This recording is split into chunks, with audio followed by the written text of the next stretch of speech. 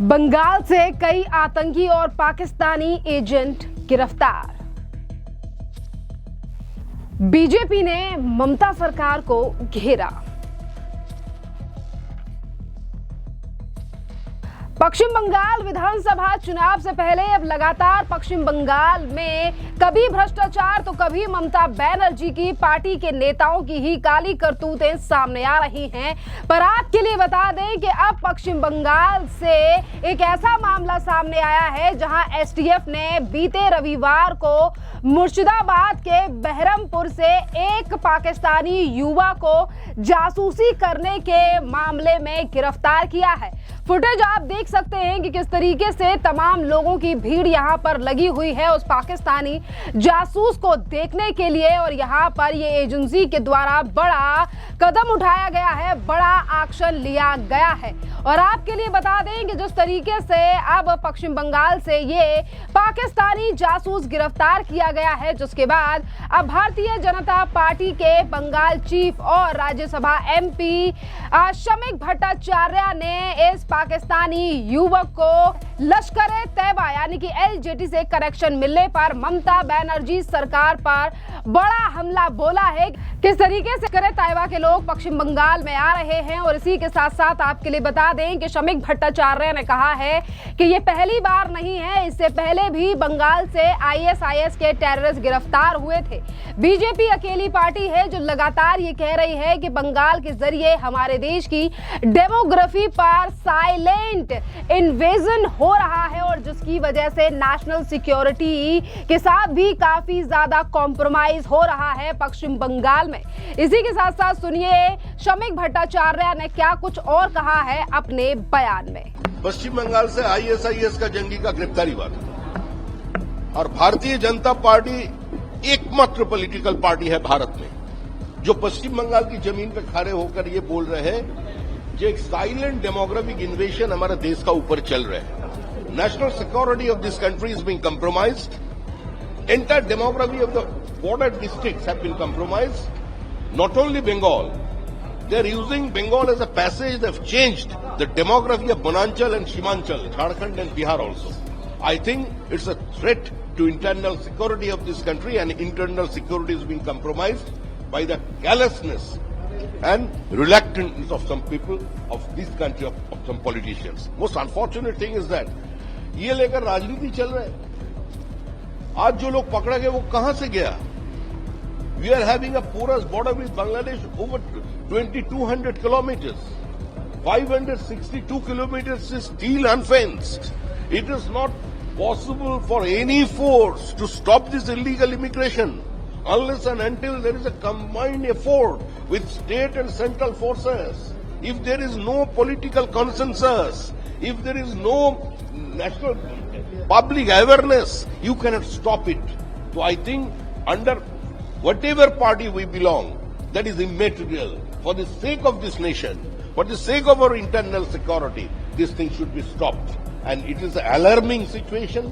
I think it's a chilling message to the nation what is happening in West Bengal right now. And for West Bengal only, the entire country is being affected, even Tamil Nadu. देखिए शमीक भट्टाचार्य का बयान आपने सुना। उन्होंने सीधे तौर पर कहा है कि बॉर्डर के जिलों में डेमोग्राफी से काफी ज्यादा कॉम्प्रोमाइज किया जा रहा है। और आपके लिए बता दें कि जिस तरीके से पश्चिम बंगाल से ये पाकिस्तानी जासूस पकड़ा गया है, जिससे नेशनल सिक्योरिटी के लिए भी ये एक बड़ा खतरा है कि किस तरीके से पश्चिम बंगाल से अब ये पाकिस्तान के जासूस पकड़े जा रहे हैं।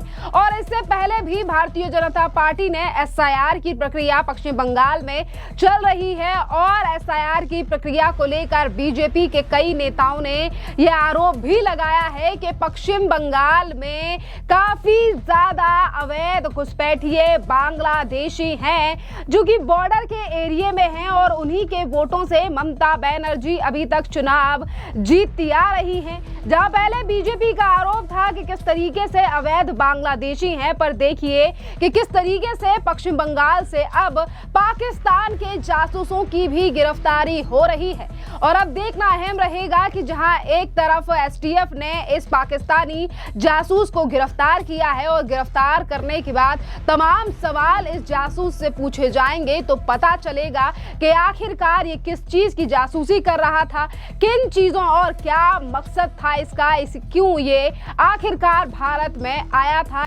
तमाम पहलुओं पर अब एजेंसी के द्वारा तमाम चीजें सामने आएंगी। और इसी के साथ साथ आपके लिए बता दें कि पश्चिम बंगाल में पहले से भी कई बार आरोप लग चुके हैं कि बॉर्डर एरिया पर जिस तरीके से फेंसिंग नहीं है और बांग्लादेश के यानी कि बांग्लादेश और भारत का जो बॉर्डर है जो पश्चिम बंगाल में भी है, यानी कि कई और राज्यों से भी होकर वो निकलता है, पर पश्चिम बंगाल में जो बॉर्डर है वहां पर किस तरीके से ममता बनर्जी सरकार के द्वारा कई सालों से फेंसिंग नहीं कराई गई है। केंद्र सरकार के द्वारा भी कई बार पश्चिम बंगाल की सरकार को कहा गया और सुप्रीम कोर्ट में जब ये मामला पहुंचा तो उसके बाद सुप्रीम कोर्ट ने ममता बनर्जी सरकार के लिए अब आखिरी गाइडलाइन दी और कहा और आखिरी तारीख भी दी और कहा कि मार्च के यानी कि 31 मार्च से पहले यहां पर फेंसिंग हो जानी चाहिए। तो देखिए यही वो तमाम ऐसे बड़े कारण हैं जिन पर बीजेपी और तमाम पश्चिम बंगाल के लोगों ने पहले ही सवाल उठाए थे और पहले भी ये कहा जा चुका है कि किस तरीके से पश्चिम बंगाल में अवैध लोग आकर रह रहे हैं जिन्हें एसआईआर के द्वारा निकालना बेहद जरूरी है। इसी के साथ साथ आपके लिए बता दें कि पश्चिम बंगाल में एसआईआर की प्रक्रिया जारी है। जल्द ही विधानसभा चुनाव की तारीखों का ऐलान भी चुनाव आयोग के द्वारा कर दिया जाएगा।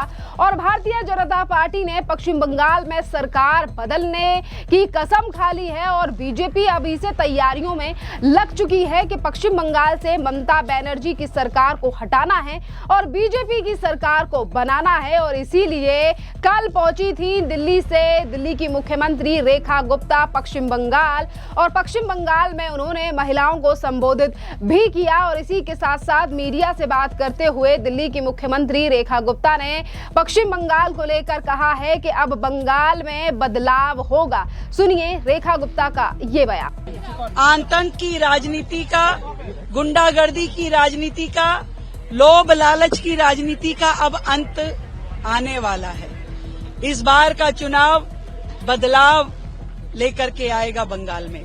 और जिस तरीके से यहाँ पे जनता प्रताड़ित है, जिस तरीके से बहन बेटियों के मान सम्मान रोजाना यहाँ दाव पे लगे रहते हैं, जिस तरीके से यहाँ की जनता को लूटा खसोटा जाता है, लोगों के घर जला दिए जाते हैं और कैसे प्रशासन द्वारा जनता को कुचला जाता है, उन सब को देखते हुए यहाँ जनता ने पूरी तरीके से मन बना लिया है कि इस बार बंगाल में पूरी तरीके से ममता बनर्जी जी की विदाई तय है। और ममता बनर्जी जी घुसपैठियों के पीछे छिप छिप के रह लें, परंतु जनता की आवाज को वो दबा नहीं सकती। जनता ने तय किया है, बदलाव निश्चित। दिल्ली पुलिस ने बीजेपी ने अब जी जान से मेहनत पश्चिम बंगाल के चुनावों में करना शुरू कर दी है। जिस तरीके से एक के बाद एक बड़े नेता अब पश्चिम बंगाल पहुंच रहे हैं और वहां की जनता से बदलाव की अपील कर रहे हैं। देखना अहम रहेगा कि जिस तरीके से बीजेपी के नेता अब लगातार पश्चिम बंगाल में तैयारियां कर रहे हैं और ममता बनर्जी की सरकार और भ्रष्टाचारों को लेकर लगातार सवाल भी उठाए जा रहे हैं और सरकार से हिसाब भी मांगा जा रहा है। इन तमाम चीजों का कितना ज्यादा असर रहेगा विधानसभा चुनाव में और क्या कुछ जनता डिसाइड करेगी और ऐसे कौन से अहम मुद्दे रहेंगे जिनको देखकर इस बार बंगाल की जनता करेगी वोटिंग। खैर इस पूरे मामले पर अब आपकी भी जो राय हो आप हमें कमेंट कर जरूर बताइए। धन्यवाद।